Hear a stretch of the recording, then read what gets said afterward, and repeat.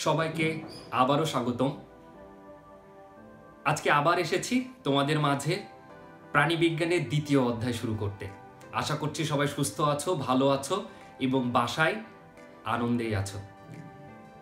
সুপ্রিয় শিক্ষার্থীরা, আজকে দ্বিতীয় অধ্যায়ের অত্যন্ত গুরুত্বপূর্ণ একটি অধ্যায়, একটি অংশ আমরা শুরু করব, যেটার নাম হচ্ছে ঘাসফড়িং। খুব পরিচিত একটি প্রাণী, আর্থ্রোপোডা পর্বের একটি প্রাণী। প্রথম অধ্যায়ে তুমি এটা সম্পর্কে জানতে পেরেছো। ঘাসফড়িংয়ের টোটাল লাইফ হিস্ট্রি, এর এক্সটার্নাল ইন্টারনাল মরফোলজি সহ অনেক ফিজিওলজির জিনিস নিয়ে এই অধ্যায় তোমাকে পড়ানো হবে। খুব ইন্টারেস্টিং একটা অধ্যায়। আমরা একটা পতঙ্গ সম্পর্কে ডিটেল জানতে পারবো এই অধ্যায় শেষে। আশা করছি তোমাদের পুরো ক্লাসটা ভালো লাগবে। আমরা কথা না বাড়িয়ে আমাদের ক্লাসে চলে যাচ্ছি। সবাই পুরো ভিডিওটা দেখবে, বন্ধুদের সাথে শেয়ার করবে এবং অবশ্যই এই ভিডিওটা দেখার পর তোমার মাথায় যে কোশ্চেনগুলো আসবে সেগুলো আমার কাছে শেয়ার করবে, অর্থাৎ ইউটিউবের কমেন্টস বক্সে কমেন্ট করবে। তাহলে ওইগুলো দেখে আমি ক্লাস শেষে আবার তোমাকে সুন্দরভাবে উত্তর দিতে পারবো। কথা না বাড়িয়ে আমরা ক্লাসে চলে যাচ্ছি। চলো ক্লাস শুরু করি।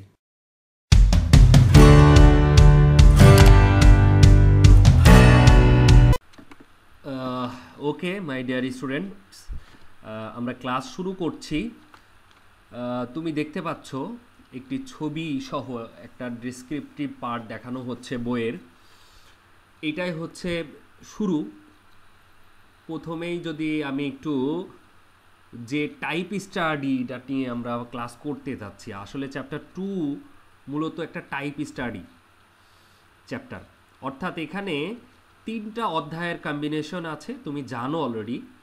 প্রথমটা হাইড্রা, তারপরে আমরা পড়ব হচ্ছে এই যে ঘাসফড়িং পড়ছি, রুই মাছ আছে। এই 3টা অধ্যায়ে 3টা প্রাণী সম্পর্কে ইন ডিটেল তোমাকে পড়ানো হয়। তাদের এক্সটার্নাল মরফোলজি, ইন্টারনাল মরফোলজি, তাদের পরিপাক, তাদের শ্বসন, তাদের রেচন, তাদের দর্শন, তাদের দৈহিক গঠনের সমস্ত কিছু এখানে পড়ানো হয়। একটা রুই মাছ, একটা ঘাসফড়িং, একটা হচ্ছে হাইড্রা। এই জন্য এই 3টা চ্যাপ্টারকে টাইপ স্টাডি বলা হয়। বোর্ড এক্সামে টাইপ স্টাডি থেকে অবশ্যই কোশ্চেন থাকে। এই জন্য স্টুডেন্টদেরকে আমরা বলি যে এই অধ্যায়টা খুবই গুরুত্ব সহকারে পড়তে। সুতরাং আশা করছি তুমিও এটা খুব ভালো করে পড়ে রাখবা, তোমার কাজে দিবে অ্যাডমিশন টেস্টে এবং ক্রিয়েটিভের কোশ্চেন সুন্দরভাবে সলভ করার জন্য। তো দেখো, আমি কিছু জিনিস এখানে মার্ক করেছি, তুমি দেখতে পাচ্ছ। এরা অবশ্যই পতঙ্গ। আর্থ্রোপোডা নিয়ে আমরা ফাইলাম যখন পড়েছিলাম তখন ডিটেল বলেছিলাম। সো তুমি জানো আর্থ্রোপোডা ফাইলামের ইনসেক্টা একটা শ্রেণী, তার অন্তর্গত একটি প্রাণী গ্রাসহোপার। পোইকিলোসেরাস পিকটাস এটা হচ্ছে তার বৈজ্ঞানিক নাম।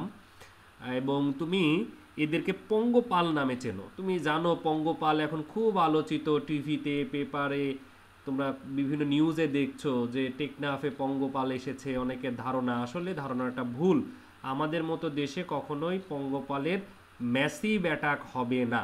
এর কারণ হচ্ছে পঙ্গপালের যদিও ডানা আছে, কিন্তু এরা নিজেরা উঠতে পারে না। এরা যেদিকে বাতাস প্রবাহিত হয় সেই দিকে এরা যায়। তো বাতাস যেহেতু আমাদের দিকে আসে না, মানে অন্য দিক থেকে, আর সেকেন্ড হচ্ছে এত দ্রুত আমাদের আশেপাশে এমন কোনো পঙ্গপালের ক্লাস্টার বা গুচ্ছ কোনো কলোনি নেই যে যারা বাতাসের এই প্রবাহ যেদিকে ওই দিকে আস্তে আস্তে আমাদের বাংলাদেশে পৌঁছায় যাবে। এরা উঠতে পারে না, বাতাস যেদিকে যায় সেদিকে গা ভাসিয়ে দিয়ে কিছু দূর চলে যায়। যাই হোক, আর মরুভূমি লাগে, আমাদের এলাকা আর্দ্রতাপূর্ণ এলাকা, সুতরাং ভয়ের কোনো কারণ নেই, আমাদের এলাকায় এগুলো হবে না। আমি যে কথাগুলো এখন বললাম এটা আমার কথা না, ইউনাইটেড নেশনের একজন বিজ্ঞানীর কথা, সেইগুলো নিয়েই গবেষণা করে। যাই হোক, এই পতঙ্গ বা পঙ্গপাল এর দেহ বহিকঙ্কাল একটা থাকে, শক্ত আবরণ থাকে, কাইটিনময়। তোমরা তেলাপোকার ক্ষেত্রেও দেখবা যে দেহের বাইরের দিকে কাইটিন আছে। গায়ে কোনো কিছু ফেললে মনে হয় যে এটা চুয়ে চলে যাচ্ছে, শোষণ করতেছে না।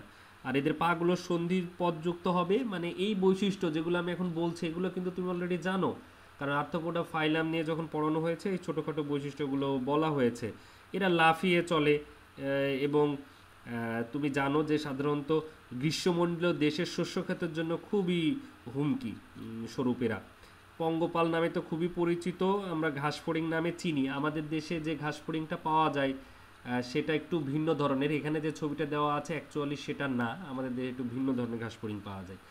তাহলে মার্ক করা পয়েন্টগুলো আমি বলেছি, এদের সন্ধিযুক্ত পা, পুঞ্জাক্ষী থাকে চোখের বদলে, একজোড়া অ্যান্টেনা থাকে, হ্যাঁ, বহিঃকঙ্কালের কথা একটু আগে বললাম। আর নিচের দিকে দেখো এখন আমি যেটা মার্ক করলাম ক্লাসিফিকেশন, ফাইলাম আর্থ্রোপোডা দিয়ে শুরু হচ্ছে, আর সর্বশেষে বৈজ্ঞানিক নামটা দেওয়া আছে স্পিসিস এই ট্যাক্সার আন্ডারে, পোইকিলোসিরাস পিকটাস। এবং বাকিগুলো তুমি পড়ে ফেলবা, ক্লাস ইনসেক্টা বা অন্যান্য যে সাব ক্লাস, অর্ডার, ফ্যামিলি, এইগুলো তোমাকে পড়ে ফেলতে হবে, এমসিকিউর জন্য লাগে। ঢাকা ইউনিভার্সিটিতে যেমন কোশ্চেনগুলো অনেক সময় দিয়ে দেয় অর্ডার নিয়ে, হ্যাঁ, আবার অনেক সময় জেনাস, স্পিসিস, এগুলো দিলে তো সহজেই সবাই পারে ক্লাস ফাইলাম দিয়ে সবাই পারে, কিন্তু অর্ডার, ফ্যামিলি অনেকে মুখস্থ করতে চায় না, মেমোরাইজ করতে চায় না। সেক্ষেত্রে ভার্সিটি অ্যাডমিশনের ক্ষেত্রে ইউনিক টাইপের কোশ্চেনগুলো যদি দিয়ে দেয় সেক্ষেত্রে তুমি মুশকিলে পড়ে যাবা। আমার মনে হয় তুমি যদি একটু কেয়ারফুল থাকো তাহলেই এই অ্যান্সার করাটা তোমার জন্য সহজ হবে। আচ্ছা, এই গাজী আজমলের বই একটা কথা বলা আছে নিচের দিকে, তুমি খেয়াল করবা এই নিচের প্যারাটাই, যেখানে আমি এখন হ্যাঁ মার্ক করলাম। এখানে বলা আছে যে এরা কিছুটা পরিযায়ী হয় এবং দিনে প্রায় 15 কিলোমিটার উড়ে যেতে পারে। আবারও বলছি, এই পরিযায়ী মানে পাখির পরিযায়ীর মতো না। অর্থাৎ বাতাস যদি প্রবাহ হয় জোরে, তাহলে সেই বাতাসের তালে তালে এরা হয়তো বা 15 কিলোমিটার উড়ে যেতে পারে। বাতাসের প্রতিকূলে এদের ওড়ার ক্ষমতা নাই, কারণ এদের ডানা খুবই দুর্বল। ডানা বা পাখা যাই বলো, এটা পাখির মতো না, আসলে একটু ভিন্ন ধরনের। আমরা একটু পরে সেটা নিয়ে আরও ডিটেল পড়বো, সুতরাং এটা নিয়ে কনফিউশন আশা করছি হবে না। এরা যখন ছোট থেকে বড় হয় তখন তুমি দেখবা যে খাদ্যের এই পয়েন্টটা, অর্থাৎ বাসস্থানের পরে নিচের যে লাস্টে 4টা লাইন দেওয়া আছে, এখানে একটা কথা বলে দেওয়া আছে যে এরা ম্যাক্সিমামই হচ্ছে তৃণভোজী বা শাকাশী। আশা করছি এটা বোঝো, অর্থাৎ এরা ঘাস লতা পাতা খেয়ে বেঁচে থাকে। হার্বিভোরস বলা হয়, হার্বিভোরাস। 3টা ভোরাস আছে, হার্বিভোরাস, অমনিভোরাস, কার্নিভোরাস। কার্নিভোরাস হচ্ছে যারা মাংসাশী, হার্বিভোরাস মানে যারা শাকাশী, শাকসবজি খায়। অমনিভোরাস হচ্ছে আমরা, যারা সব কিছু খেয়ে বেঁচে থাকতে পারে। আমরা যখন ইন্টারমিডিয়েটে পড়তাম তখনও কিন্তু আমরা একটা পতঙ্গ নিয়ে পড়েছি, কিন্তু তোমরা যে পতঙ্গ নিয়ে পড়ছো আর আমরা যে পতঙ্গ নিয়ে পড়েছি সেটা একই পতঙ্গ না। আমরা পড়েছি তেলাপোকা নিয়ে, তোমরা পড়েছো ঘাস ফড়িং নিয়ে। সব পড়াই একই, কয়েকটা জায়গায় একটু পার্থক্য, তার মধ্যে এটা যেমন হচ্ছে শাকাশী।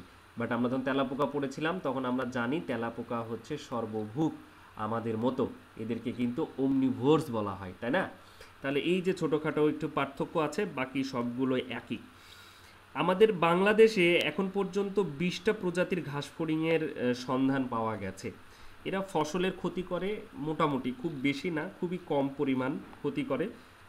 যেটা পঙ্গপাল হিসাবে যদিও এটাকে পরিচিতি করা হয়েছে, এদের কলোনির সাইজটা অত বড় না আমাদের মতো দেশে, যেটা আমাদের জন্য খুবই ভালো খবর।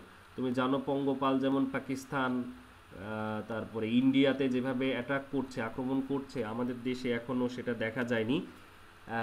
টেকনাফে যে পঙ্গপালটা দেখা গিয়েছে, তোমাকে বলে রাখা জরুরি, ইউনাইটেড নেশনে যে কৃষি বিষয়ক কর্মকর্তা আছে উনি ওটা ছবি দেখেছে, অ্যানালাইসিস করেছে এবং উনি বলেছে যে এটা একটা পতঙ্গ, কিন্তু এটা পঙ্গপাল না। এবং যে পতঙ্গটা আছে সেটা আমাদের জন্য খুব একটা থ্রেটেন না। আশা করছি এটা নিয়ে ভয়ের বা আতঙ্কিত হওয়ার কিছু নেই তোমাদের। এই যে এইটুকু হচ্ছে, এখান থেকে সামনের দিকটা হচ্ছে মস্তক ট্যাগমাটা, তারপরে মাঝে যেটুকু দেখছো এটা হচ্ছে বক্ষ ট্যাগমা, আর সবার শেষে যে অংশটুকু আছে একবারে লাস্ট থেকে ডানার যে পর্যন্ত দাগ দিয়েছে ওটিকে শুরু করে একবারে শেষ পর্যন্ত এটা হচ্ছে উদর ট্যাগমা। একবারে এই পর্যন্ত হচ্ছে উদর ট্যাগমা। কিন্তু দেখো এই বক্ষ অঞ্চলটাকে আবার 3টা ভাগে ভাগ করা হয়েছে, ছোট করে লেখা আছে। আমি যদি বলি মধ্য বক্ষ, এটা স্পষ্টভাবে মাঝখানে আছে, অগ্রবক্ষ সামনের দিকে, মস্তকের পরে শুরু হয়েছে অগ্রবক্ষ, তারপরে মধ্যবক্ষ, আর উদরের সাথে লেগে থাকে যেটা সেটা হচ্ছে পশ্চাৎবক্ষ। তো এখন আমরা যেটা নিয়ে আলোচনা করব, এই ট্যাগমার 3টা ভাগ দেখলাম, আমরা প্রথম ট্যাগমা মস্তকটা নিয়ে আলোচনা করব। মস্তকে অ্যান্টেনা থাকে একজোড়া, যেটা আগেই আমরা আলোচনা করেছি বা আগে আমরা সেটা নিয়ে বলেছি, তুমি দেখতে পাচ্ছ। আর এখানে তুমি দেখতে পাচ্ছ যে মস্তক অঞ্চলের এই নিচের দিকে এর মুখটা থাকে, এই মুখটাকে বলা হয় হাইপোগন্যাথাস মাউথ। আবারও বলছি হাইপোগন্যাথাস মাউথ, আর বাংলায় বলা হয় অধোমুখী বা নিম্নমুখী মুখ। সেই জিনিসটা এখানে একটু দেখানো হচ্ছে।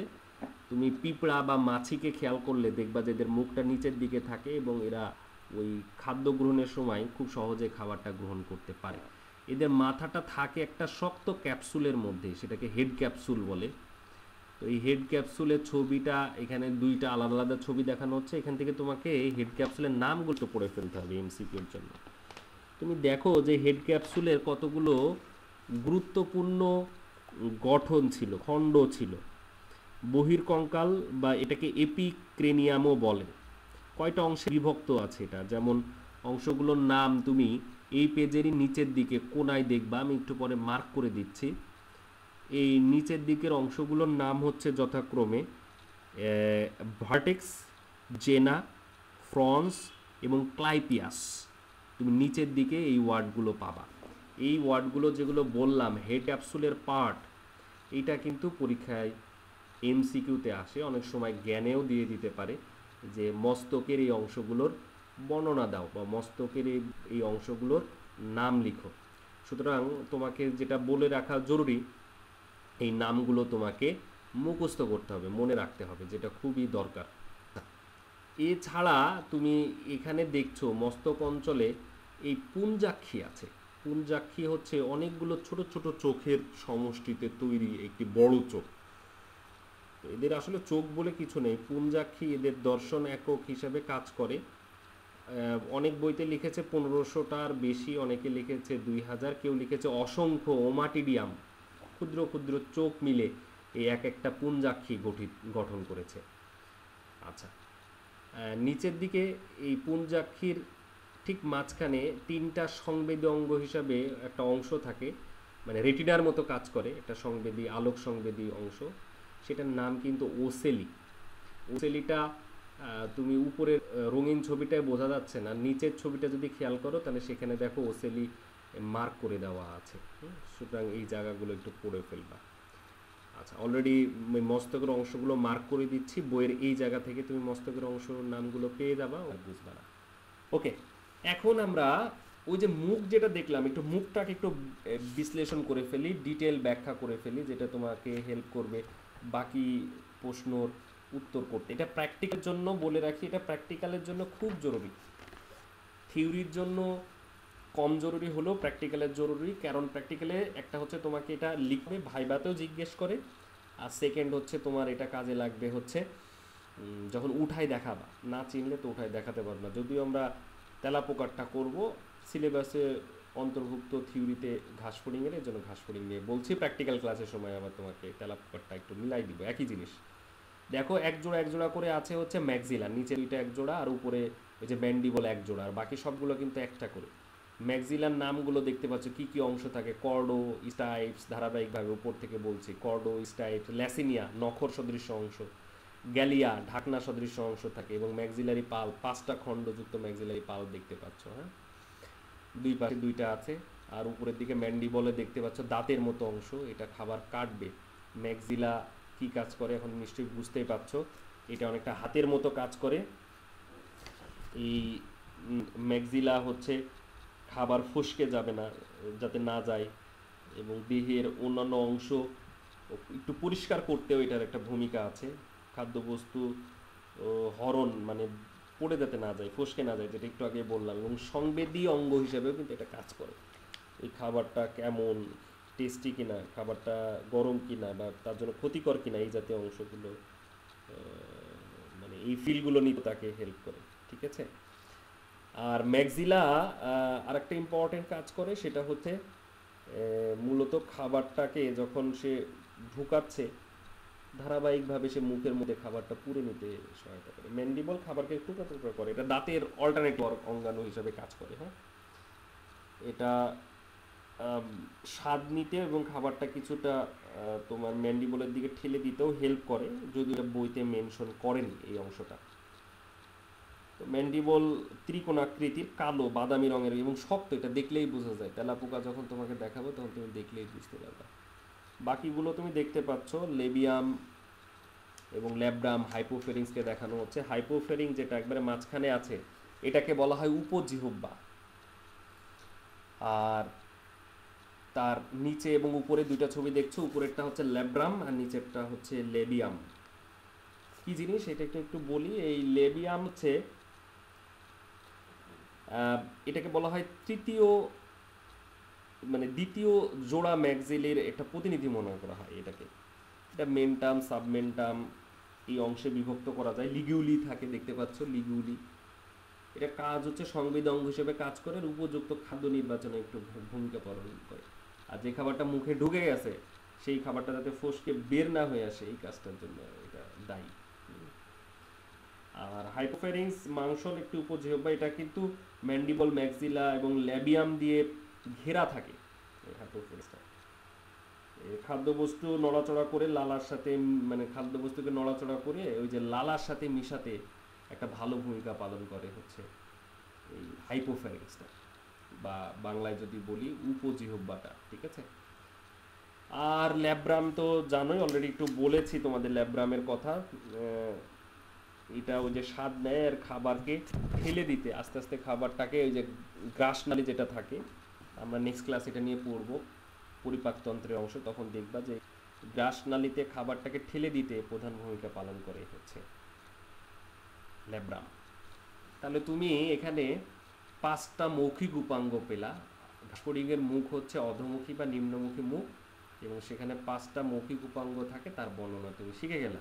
কিন্তু মনে রাখতে হবে এই 5টা মৌখিক উপাঙ্গের মধ্যে আবার 2টা মৌখিক উপাঙ্গ জোড়া থাকে, এক জোড়া ম্যাক্সিলা এবং একটা ম্যান্ডিবল, আর বাকি সবগুলো একটা করে থাকে। আচ্ছা, একটা জায়গা একটু বলে দিয়ে যে লেবিয়াল পাল্প এটা কিন্তু 3 খণ্ডযুক্ত, ম্যাক্সিলারি পাল্প এটা কিন্তু 5 খণ্ডযুক্ত, কিন্তু লেবিয়াল পাল্প 3 খণ্ডযুক্ত। এই জিনিসটা একটু মনে রাখতে হবে, হ্যাঁ, যেটাতে পরীক্ষায় কোশ্চেন আসে, এমসিকিউ আসে। তাহলে তুমি এই জায়গাটা একটু পড়ে ফেলবা, যেটা তোমাকে হেল্প করবে সুন্দর মতো এই অ্যান্সারটা করার জন্য। এটা কিন্তু কলেজ এক্সামে আমরা প্রয়োগেও দিয়ে দিই। সুতরাং তোমাকে বলি, প্র্যাকটিক্যালের জন্য যতটা গুরুত্বপূর্ণ ঠিক ততটাই গুরুত্বপূর্ণ থিওরির জন্য আমরা এই বিশেষ ধরনের মৌখিক উপাঙ্গের বর্ণনা দিতে পারি। তুমি টেস্টের কোশ্চেন বা অন্যান্য কোশ্চেন যদি সলভ করো তাহলে দেখবা অনেক কলেজ কিন্তু এটাকে মেনশন করেছে। সুতরাং এই জায়গাটা বাদ দেওয়ার কোনোই সুযোগ নেই, এবং তুমি আশা করছি এটা করে ফেলবা। আচ্ছা, আর যেগুলো একটু বর্ণনা দেওয়ার দরকার সেগুলো নিয়ে একটু কথা বলি। তুমি অন্যান্য অংশের বর্ণনার মধ্যে পুঞ্জাক্ষীর বর্ণনা অলরেডি আমরা দিয়েছি উপরে, এই জিনিসটা নিয়ে তুমি শিখেছো।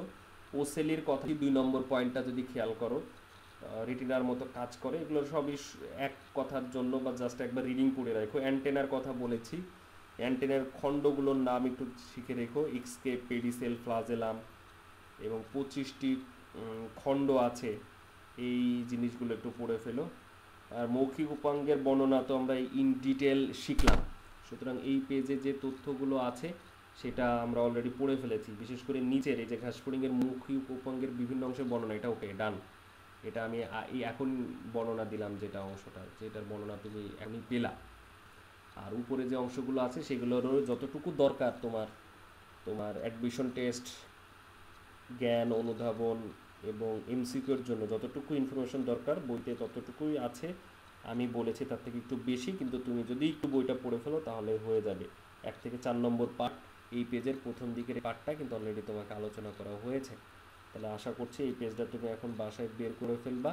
ইম্পর্টেন্ট অংশগুলো যদি তুমি এই ভিডিওটা শোনার পরেই বই নিয়ে বসো তাহলে দেখবা ইম্পর্টেন্ট অংশগুলো তোমার খুঁজে পেতে খুবই সহজ হচ্ছে এবং খুব দ্রুত খুঁজে পাচ্ছ, এবং বাকি জিনিসটা তুমি পড়ে ফেলতে পারছো। আমি তারপরেও মার্ক করে দিচ্ছি তোমার সুবিধার্থে, যাতে তুমি এই অংশগুলো পড়তে পারো খুব সহজে। যেটা পড়া লাগবে সেই অংশটুকুই মার্ক করে দিচ্ছি, তুমি বইতে খুব সহজেই খুঁজে পাবা। অ্যান্টেনার অংশগুলোকে মার্ক করে দিলাম তোমার সুবিধার্থে। আশা করছি তুমি এখন সুন্দর মতো এই অংশটা পড়ে ফেলবা। তাহলে আমরা আরেকটা পেজও শেষ করলাম, ইনফরমেশন অলরেডি তোমার কাছে চলে গেছে, এখন বাকি কাজটা তোমার। এখন আমরা আরও অন্যান্য আনুষঙ্গিক বিষয়গুলো নিয়ে একটু ছোটো ছোটোভাবে আলোচনা করতে চাচ্ছি, যাতে তোমার এই অংশগুলো তোমার সুবিধা হয় বাসা পড়তে। আচ্ছা, আমরা এখন বক্ষ ট্যাগমাটা নিয়ে একটু কথা বলতে চাচ্ছি। তুমি দেখতে পাচ্ছ যে বক্ষ ট্যাগমা 3 ভাগে ভাগ করা হয়, অগ্র, মধ্য, পশ্চাৎ বক্ষ। এখানে 3 জোড়া পা থাকে আর 2 জোড়া ডানা থাকে। এটা হচ্ছে ইম্পর্টেন্ট একটা পয়েন্ট যেটা তোমার কাজে লাগবে। মার্ক করে দিয়েছি অলরেডি, দেখতে পাচ্ছ প্রথম জোড়া যে ডানা থাকে এটা কিন্তু উঠতে হেল্প করে না যে কোনো পতঙ্গের, এটা শুধু ওই পিছনের ডানা জোড়াকে ধরে রাখতে হেল্প করে, মানে ঢেকে রাখতে হেল্প করে। প্রথম জোড়া ডানাকে এই জন্য বলা হয় কিন্তু এলিট্রা। নামটা একটু মনে রাখতে হবে, মনে রাখাটা একটু জরুরি। এলিট্রা শুধুমাত্র ওই কাজটাই করবে, ডানাটাকে ঢেকে রাখবে, পিছনের ডানাটা। পিছনের ডানাটা তখন যখন বাতাসে এটা বাড়ি দিবে তখনই কিন্তু উড়ে যায়।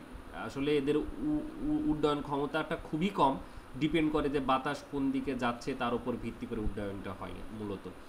আচ্ছা, এদের যে 3 জোড়া পা থাকে, এই 3 জোড়া পা কিন্তু সন্ধিপদ, অর্থাৎ একটা খণ্ড আর একটা খণ্ডের সাথে লেগে থাকে। এই জন্য এদেরকে কিন্তু আর্থ্রোপোডা পর্বের প্রাণী বলা হচ্ছে। এটা একটা ইম্পর্টেন্ট নোট, যেটা তোমার জেনে রাখা জরুরি আমার মনে হয়। আচ্ছা, এছাড়া এই বক্ষ অঞ্চলে কিন্তু 2 জোড়া ছিদ্র থাকে, শ্বাসছিদ্র বলা হয়, ইংলিশে বলা হয় স্পাইরাকল। এই ছিদ্রের মাধ্যমে অক্সিজেন ঢোকে এবং কার্বন ডাইঅক্সাইড তার শরীর থেকে বের হয়। তার মানে তুমি বলতে পারো যে গ্যাসীয় বিনিময়ে ভূমিকা পালন করে যে ছিদ্রগুলো, সেগুলোকে বলা হয় স্পাইরাকল। এই স্পাইরাকল কিন্তু ঘাসফড়িংয়ে বিদ্যমান থাকে 10 জোড়া। এই 10 জোড়ার মধ্যে 2 জোড়া থাকে কিন্তু হচ্ছে এই বক্ষ অঞ্চলে, আর বাকি 8 জোড়া থাকে কিন্তু উদর অঞ্চলে। আমরা যেহেতু বক্ষ অঞ্চল নিয়ে কথা বলছি, বক্ষ অঞ্চলের এই পার্শ্বীয় দিকে 2 জোড়া এই স্পাইরাকেল আমরা পাবো। এবং এই স্পাইরাকেলের মুখে রোম সদৃশ্য কতগুলো গঠন থাকে, যেটা মূলত এই যখন কিনা তোমার অক্সিজেন ঢোকে বা কার্বন ডাইঅক্সাইড বের হয়, বিশেষ করে অক্সিজেন ঢোকার সময় ধুলাবালি বা অবাঞ্ছিত বস্তুকণা যাতে প্রবেশ করতে না পারে, এই জন্য এটা ভূমিকা পালন করে, ভালো ভূমিকা পালন করে। আচ্ছা, বক্ষ অঞ্চলের আমরা একটু আগে পড়েছিলাম স্ক্লেরাইড বলে একটা টার্ম, কিটিকলের যে শক্ত আবরণ। তো বক্ষ অঞ্চলে যে স্ক্লেরাইড থাকে সেটা যদি পৃষ্ঠীয় দেশে থাকে তাহলে সেটাকে আমরা তখন বলবো হচ্ছে টার্গাম। যদি অঙ্কীয় দেশে থাকে তবে সেটাকে বলবো স্টার্নাম, আর যদি পার্শ্ব দেশে থাকে তবে সেটাকে বলবো প্লিউরন। সুতরাং এই টার্মগুলোও তোমাকে একটু শিখতে হবে। দেখো এই উপরের ছবিটার নিচের প্যারাতেই এই জিনিসটা, বক্ষর একবারে শুরুর প্যারাতেই কিন্তু এই কথাগুলো বলে দেওয়া আছে। এছাড়াও তোমার যাতে পড়তে সুবিধা হয় এই জন্য আমি রেড মার্ক দিয়ে এলিট্রা বা অন্যান্য অংশগুলো মার্ক করে দিয়েছি, যাতে তুমি বইতে গেলে তোমার কাছে মনে হবে নতুন কিছু না, এগুলো আমরা একটু আগেই ক্লাস করে আসলাম। তাহলে আশা করছি এই পেজের এই তথ্যটা তোমার কাজে লাগবে, এই তথ্যটা তুমি একটু সুন্দর করে পড়ে ফেলবা। এবং মোস্ট ইম্পর্টেন্ট পার্ট হচ্ছে এই বক্ষ অঞ্চল। বক্ষ অঞ্চল থেকে এমসিকিউ কিন্তু প্রচুর পরীক্ষাতে আসে, আবারও বলছে অ্যাডমিশন টেস্টেও কোশ্চেন আসে। সুতরাং তোমার এই জায়গাটা পড়াটা খুবই জরুরি। এখানে একটা লাস্টে ইলেকট্রার ওখানে একটা সংজ্ঞা আছে টেকবিনা, এটা একটু পড়ে ফেলবা। যে ডানা যেটা থাকে, এই ডানার যে আবরণ থাকে, এই আবরণটাকে টেকমিনা নামক নামে আখ্যায়িত করা হয়। হ্যাঁ, ছোট্ট একটা সংজ্ঞা, এই ওয়ার্ডগুলো বোল্ড করে করে দেওয়া আছে, আমিও এখানে রেড মার্ক করে দিয়েছি। তাহলে তুমি এই জায়গাটা একটু যদি দেখো বাসায়, তাহলে তোমার ভালো হবে যে এই অ্যান্সারটা তুমি ভালোভাবে করতে পারছো, তোমার প্রবলেম হবে না আর কি। ওকে, এখন আমরা যেটা নিয়ে কথা বলবো সেটা হচ্ছে পায়ের গঠনটা নিয়ে একটু বলে ফেলি খুব সংক্ষেপে, তাহলেই হয়ে যাবে। উদরে তেমন কিছু থাকে না, উদরটা নিয়েও লাস্টে বলবো। পায়ের 5টা অংশ থাকে, কক্সা, পরে দেখতে পাচ্ছ ট্রকেন্টার, এই যে ছোট্ট করে অংশ নিচের দিকে দাগ দিয়েছি, তারপরে কক্সা, সেকেন্ড হচ্ছে ট্রকেন্টার, তারপরে বড় অংশটা ফিমার, তারপরে থাকে টিবিয়া, তারপরে থাকে হচ্ছে টার্সাস। ঠিক আছে, টার্সাসের আবার খণ্ডগুলোকে টার্সোমিয়ার বলা হয়। দেখো আমি লিঙ্ক করে দিয়েছি।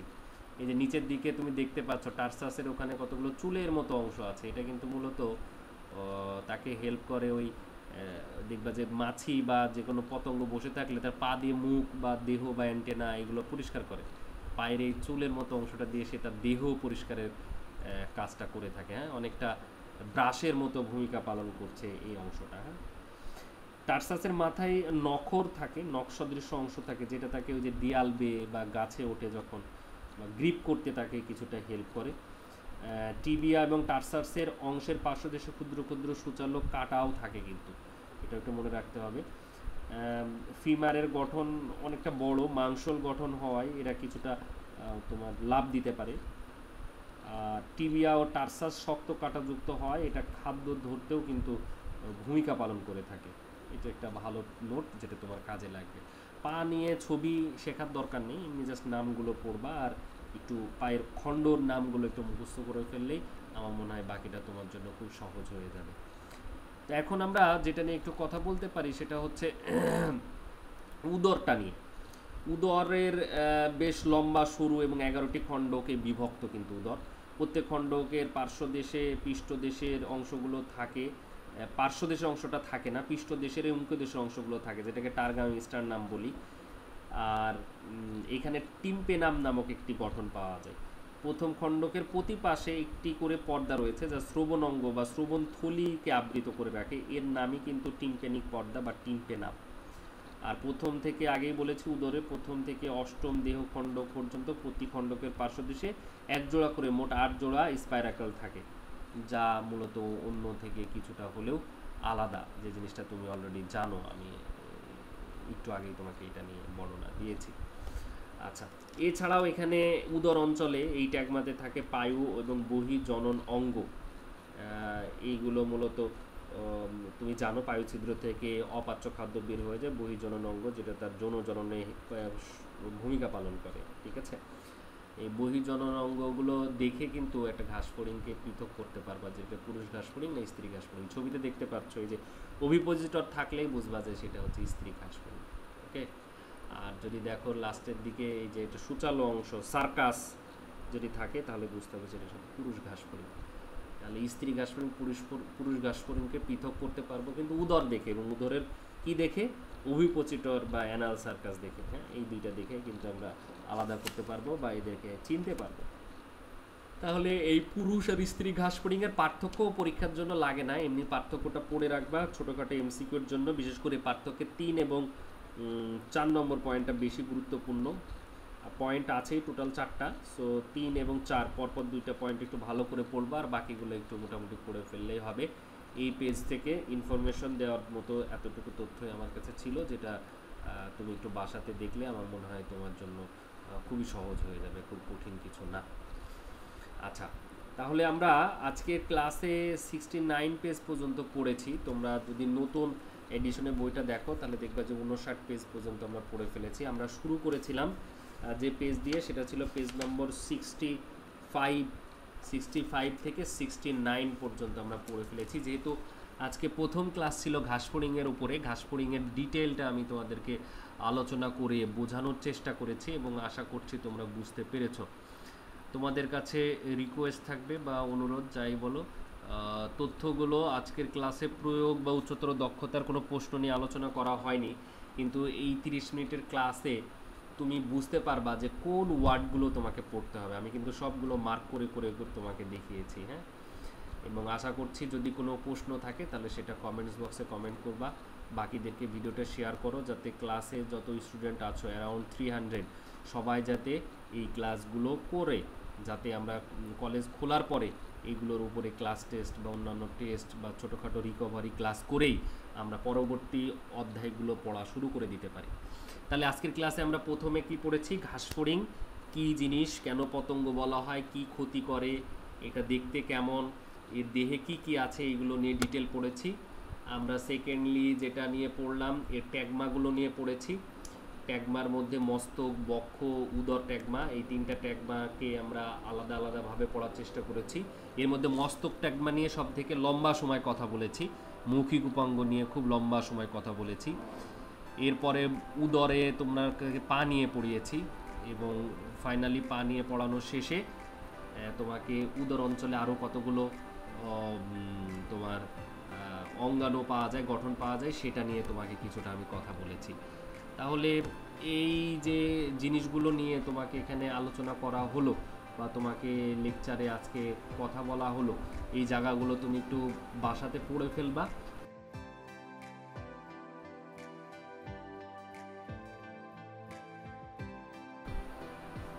ওকে, তাহলে আজকে এই পর্যন্তই। তোমাদের সাথে আবার কথা হবে নতুন কোনো ক্লাস নিয়ে, এবং তোমাদের কাছে আবারও একই অনুরোধ, বাসাতে অবশ্যই পড়ো, ভালো করে পড়ো, কারণ এগুলো পরবর্তীতে আর ডিটেল আলোচনা করার কোনো সুযোগ মনে হয় এত ডিটেল আলোচনা করার সুযোগ থাকবে না।